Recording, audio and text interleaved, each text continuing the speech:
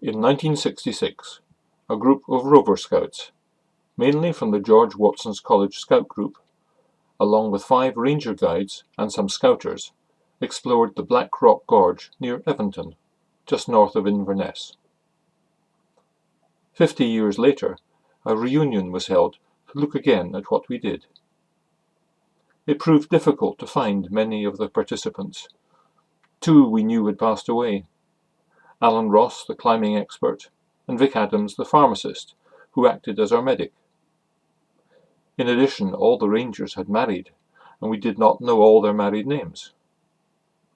Despite that, we had 12 of the original participants, plus their spouses, who came up to Inverness for a reunion meal, followed the next day by a visit to the gorge. While we would have liked to go down into the gorge again on ropes, age and HSE rules meant it would have been foolhardy to try. A walk up and down the gorge was the objective instead. This video shows the participants at the reunion reception and the meal, and there is a separate video of the trip to the gorge.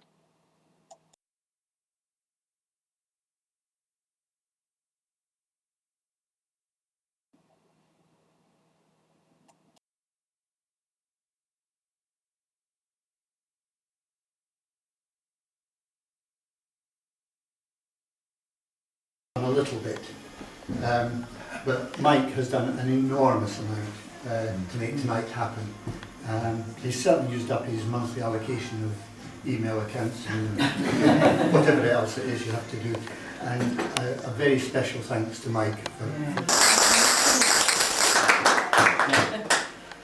I've got a wee bit of paper here because, in a sort of parallel universe. A few weeks ago, I got a letter, and it was actually from the office of the first minister, which surprised me a bit. But I was sort of expecting it.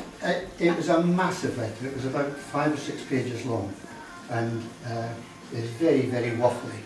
And I've picked out a couple of bits that I think are maybe of interest to you. It was called, the letter was headed, the Winton Report.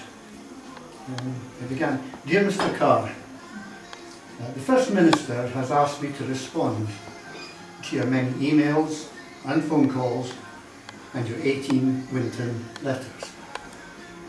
In my reply to you," you got that one, did you? "In my reply to you, I have included some extracts from the Winton Report, but you will note that it's been redacted in places to protect the identity of certain persons." And then there's all the sort of the government speak goes on and on and on. Next passage, "The programme Skiing in Scotland, organised by blank E blank, was criticised by the inquiry.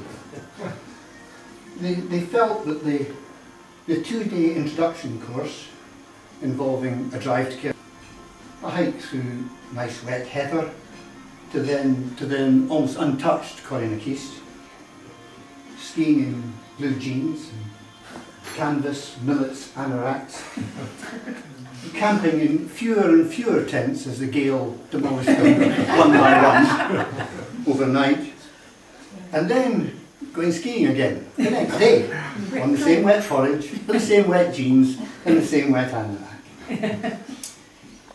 They feel that could have been better planned. However, the panel did note that quite a few of those people went back for more. In fact, all of them went back for more. Some of them, people like David down here, became ski instructors. Quite a lot of them combined their skiing with their first aid skills and provided a valuable service to skiing in Scotland, particularly at Glenshee and Cairngorm. And sometimes that involved staying at a property that blank E blank owned at Votive Garten. You've worked it all out, I hope, by now. The rescue of Sir John Hunt, which some of you may or may not recall, was a particularly noteworthy event at Glenshee but they felt that the use of whisky flasks in place of hot water bottles at Lochmorlich was perhaps inappropriate for a scouting out. And then there's lots and lots of blah blah blah. Blank E Blank's course Can You Can Oo was considered novel. And not all courses give the participants the opportunity to sit on the lawn of a boys' boarding school in Gilsland Road and cut a wood, stick it together, screw it together, get the canvas, cut it to length, make your own canoes. And not all courses then take you down to the delights of Granton Harbour at 6 o'clock at night and tip you into the warm, welcoming, clean waters of the river and say, now turn your canoe back over, empty it and get back in. But once again, the idiots that did that came back for more. And they had some wonderful times. Whitewater canoeing on the River Tay was one. Fort William to Inverness by canoe was another. I think that one took us about a week. And once we canoed from Drimmen across the Sound of Mull to Tobermory, towing several canoes behind us, without a thought in the world as to whether this was absolutely manic or just getting downright stupid. But we did that. And then, what's not fun? And the second last paragraph which I picked out said something like this. It said, the course Swingers in Scotland, organised by Blanky Blank in 1966, could have been better named. As some of the applicants might have been disappointed about what was on offer. Not everyone might agree that suspending vulnerable young men at the end of 100 foot of nylon rope, I mean shouting at them through a megaphone, was the ideal holiday. Equally, the use of vulnerable young ladies as kitchen staff. We have thought. There was also a question, but it was felt that the quality of the food justified the experiment, and it could be seen as an early example of the use of unpaid interns, something which has become very, very popular and widely adopted in Great Britain. And then the last paragraph from my letter. It was a bit patronising, I must say, and I was very disappointed on it. But it said, overall, the winter report, which the First Minister has decreed will never be published, concluded that the contributions of blank E blank were rated outstanding, but only after appeal from a rating of disappointing. The panel interviewed many witnesses, sadly now old and almost certainly unreliable, all of whom seem to have nothing but happy memories. Bless them. What a terrible thing to have in a letter, but bless them. And all of whom simply wished to say thank you. Now, all I would add to that is amen. And ask you to join me in a toast to our esteemed guest tonight. I think the finest man I have ever known, and his wonderful wife. The toast is David and Joe. David and Joe. And now we shall remain. Robert, thank you very much. And it was, some of it was true. Most of it was exaggerated.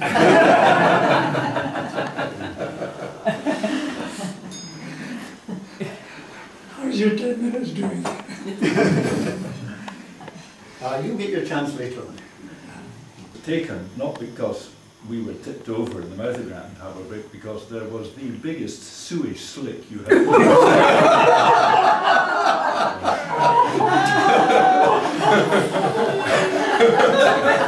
So it was quite a frightening experience after the event.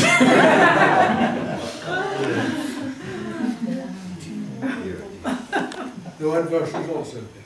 Well, you see them. Very adverse. You might have kept your hair otherwise.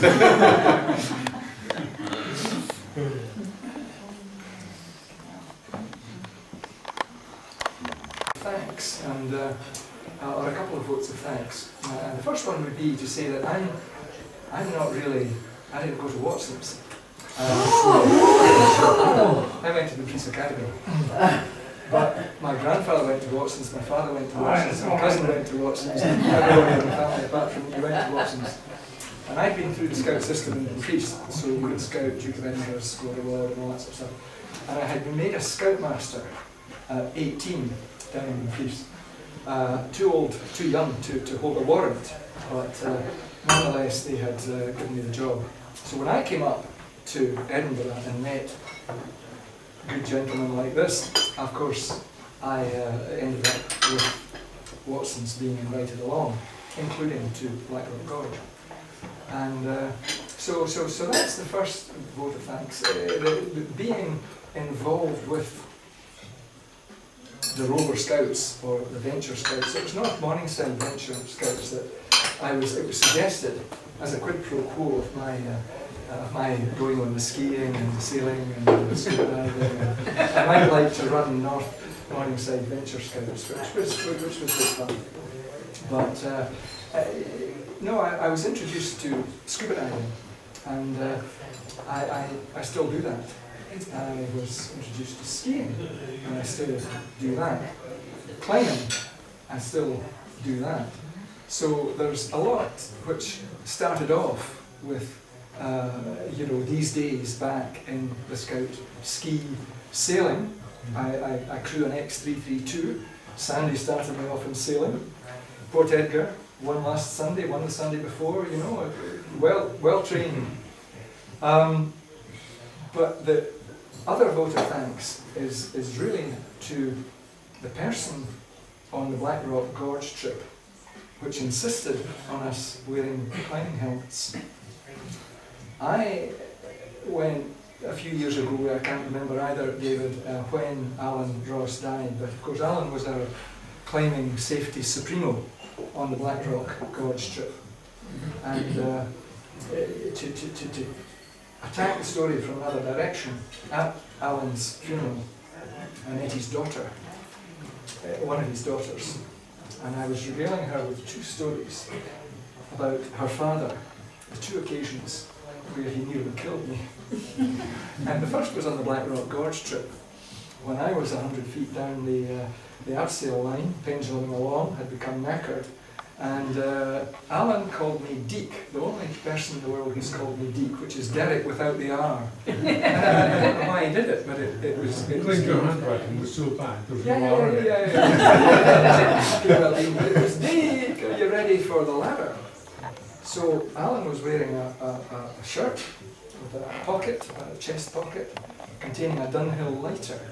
And as he leant forward, this lighter fell 100 or 120 feet and hit me on the head. Now the shock was absolutely phenomenal. It was like being whacked over the head with a 900 by 600 paving slam.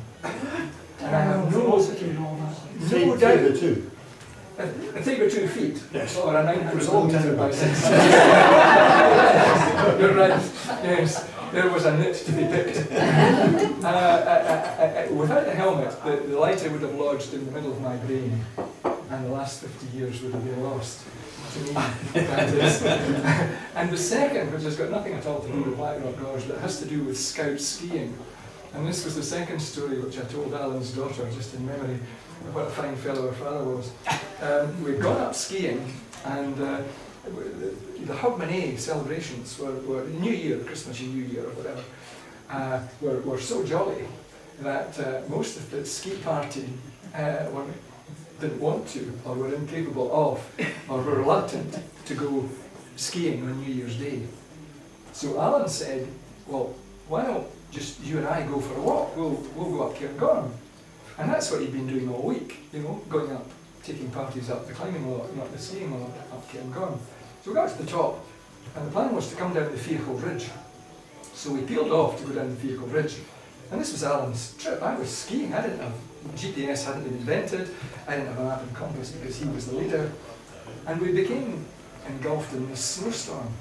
So I said to Alan, what bearing are we walking on for the Vehicle Ridge? And he said, oh, bearing. So he got his rucksack, got his snap out, and he snapped off a bearing. But of course he snapped it off from a position unknown. The result was, in this whiteout, he walked us over a cliff. Now, I think we fell about 25 feet, and we fell into deep snow. But, you know, if it had been a couple of 100 feet and not 25 feet, then anyway, isn't it all good fun back then? So, thank you for the climbing helmet. Thank you for a lifetime. You know, it's coming up to 50 years of scuba diving, sailing, skiing. Thank you.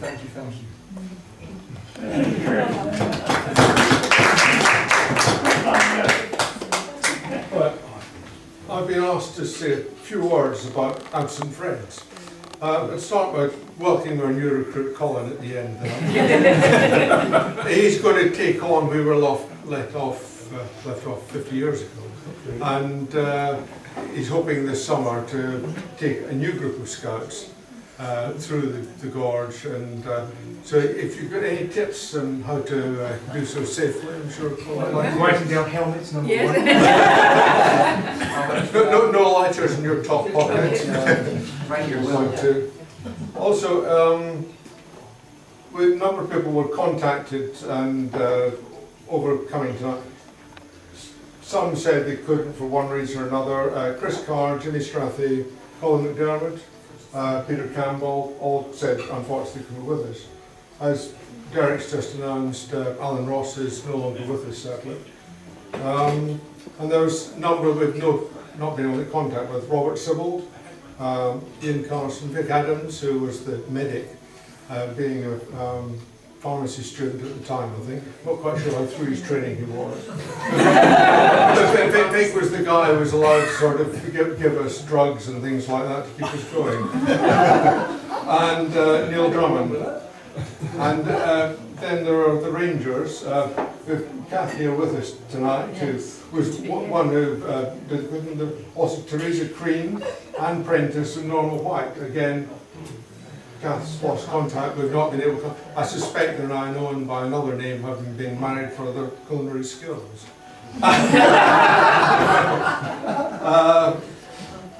If we could just say to absent friends. Absent friends.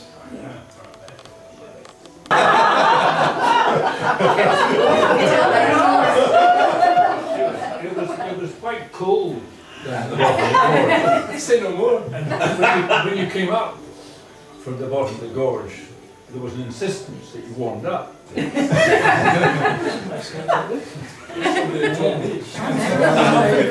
Sorry you missed that. So, because of these windmills. One of my favourite walks is up to our local wind farm. Yeah. It's very interesting when you get. Like Bob, I have a piece of paper here, but don't worry, I'm not going to read it all out. It's only to remind me what to say and what I shouldn't say. Apologise first for my voice, there's nothing I can do about that. But I've been asked to say a few words. Here goes. First of all, at school, I simply hated history. Loathed it. There were so many silly things you had to remember.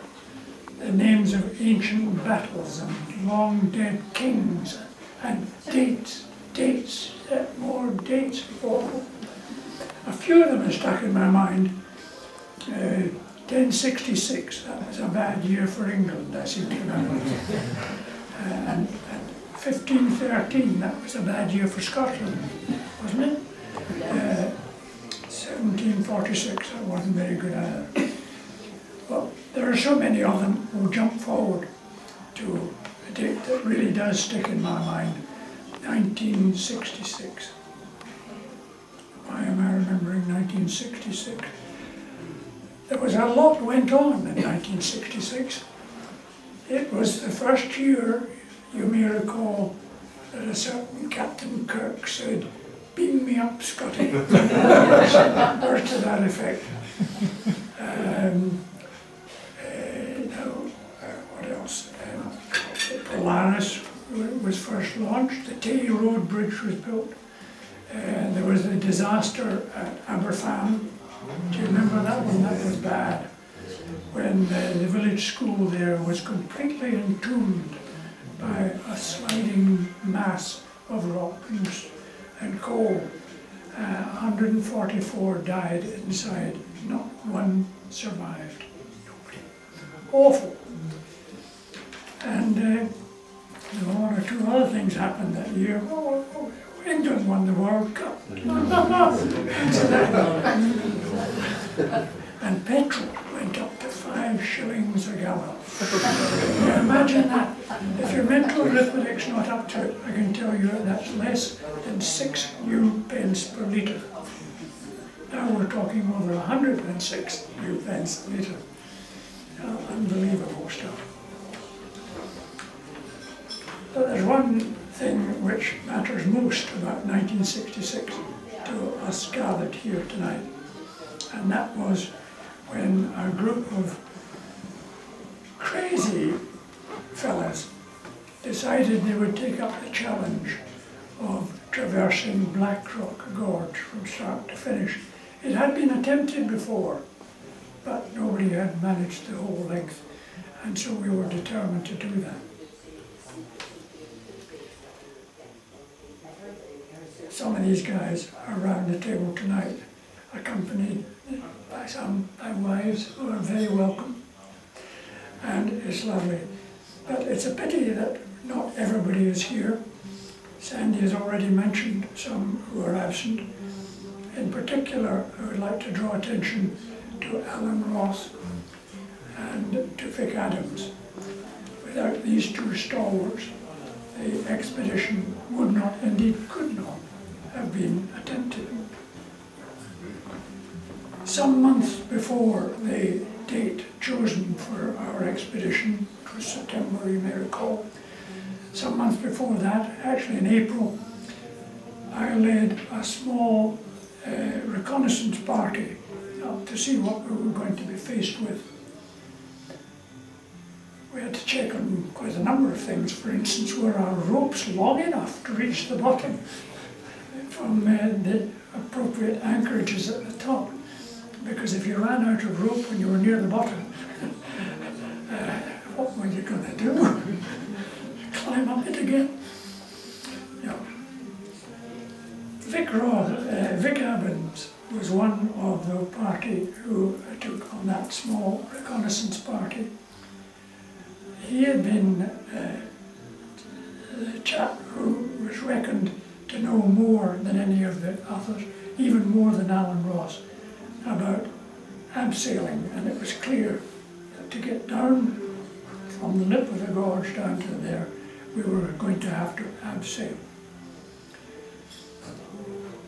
and climb up again on a rope ladder. We'd equipped ourselves with one rope ladder, a couple of climbing ropes, a couple of slings, and some assorted hardware.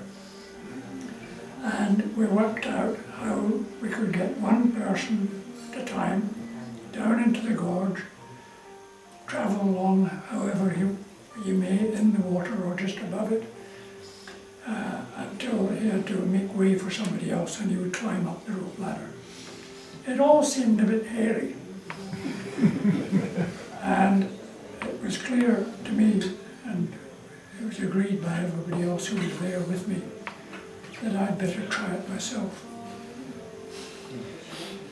So Vic showed me how to don a sling. You remember how it went round your waist and came up under there, and it's all clipped together with a spring clip known as a carabiner, quickly known as a crab. Well, I haven't got a sling on, but there's the crab fixed to me. Here we are, it's fixed. You just have to imagine the sling. And then, to my utter consternation, Vic produced a thing he called a descendeur, which quickly became known as a figure of 8. Here's a figure of 8. To to my absolute consternation, he said, "Do you know, I've never actually used one." What was he having me on? I don't believe he was. He had used other descenders, or he had never actually used one like this. But this was what he thought we ought to use. And how do you use it? He said, "Well, I think it goes that way up." And the rope, he said, your climbing rope, it has to, it goes through the big hole, and it goes round the neck, and then back through the big hole again, and it came. And one end, I hoped he wasn't going to do that. One end, he said, gets anchored to an appropriate tree, and there were plenty of trees, you may remember, along the gorge side. And the other end hangs down the gorge, and you hold it in your hand. Well, with me nowadays, it would have to have been my left hand, but never mind. Most of us used our right hand. And that gets clipped onto the descender, or onto the carabiner. And then you just walk backwards towards the lip of the gorge. Big gulp. And then you go over the end, over the side, and you start walking back downwards.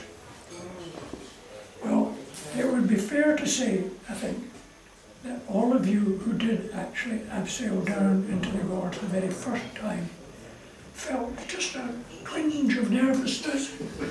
Come on, admit it, you didn't. Well, I can tell you, you were not alone, because I was really well terrified. Never having used one of these before. Anyway,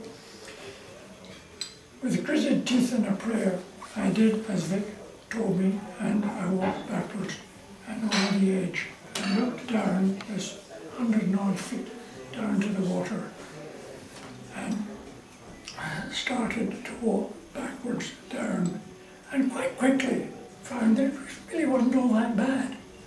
It was controllable, it seemed to be safe. I had an extra safety rope around my waist as well, may I say, just in case. And after a while, it was actually fun. And I got to the bottom, all was well, and they slung down a rope ladder for me and beamed me up, Scotty, or beamed me up, Vic would have been appropriate, because faced with this interminable climb back up the rope ladder. You'll all remember that very well in Jolly Sure. And hoping like hope that it was properly anchored at the top. Anyway, they say that confession is good for the soul. And you have heard me confess that you weren't the only ones who had that twinge of nervousness. I was scared half out of my wits. So, confession over. I'm only going to say how nice it is to see you all here tonight. Let's hope for a decent day's weather tomorrow for our trip to the gorge. And thank you.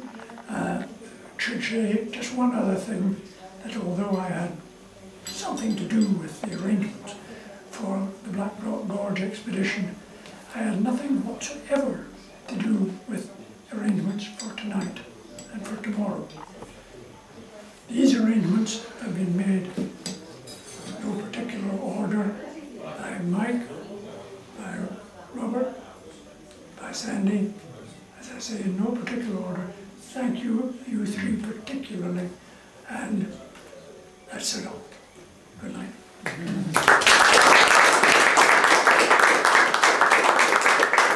Yeah, I did, yes. But there is no rope. I still have one of the original ropes. Have you? They get hot. Very hot. Would you trust your wife to it now? Nope.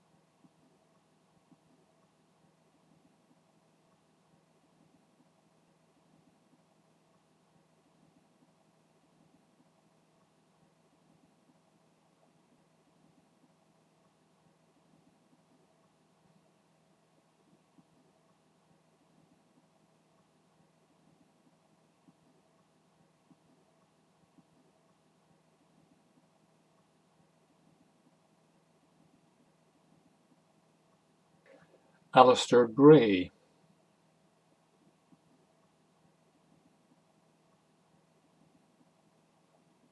Beryl Masson,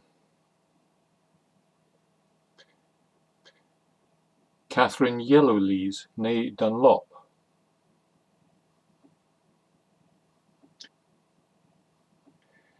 Katie Gray, Christine Carr,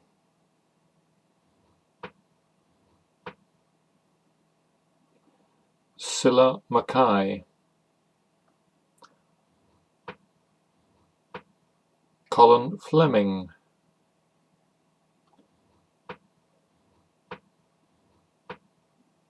David Bennett,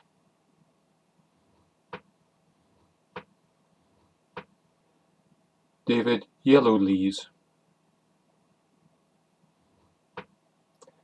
Derek Borthwick,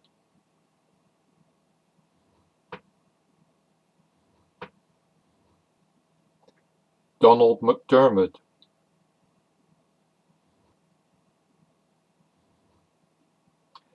Irene Fleming, Joan Bennett, Mike Masson,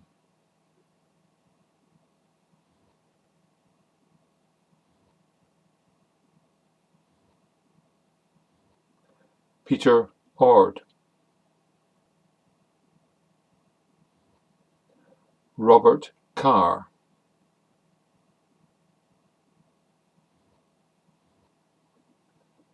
Sandy Mackay,